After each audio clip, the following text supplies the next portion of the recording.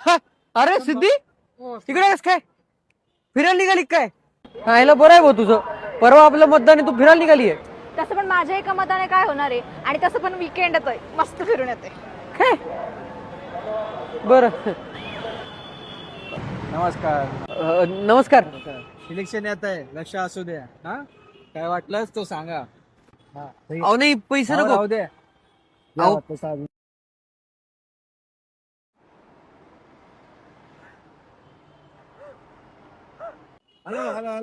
Address address address पाहिजे मला. काय बोलतो तू? आवाज काढणं बाहेर.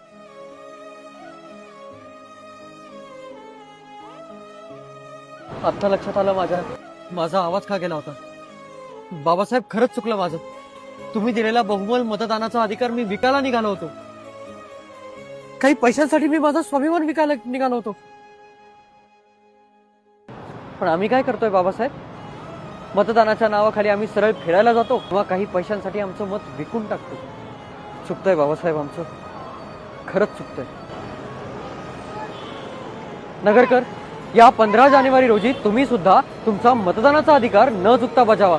आपण आपल्या प्रत्येक मताने नगरसेवक ते देश चालविणारं सरकार निवडतो. त्यामुळे होय, आपल्या प्रत्येकाच्या मताने फरक पडतोच.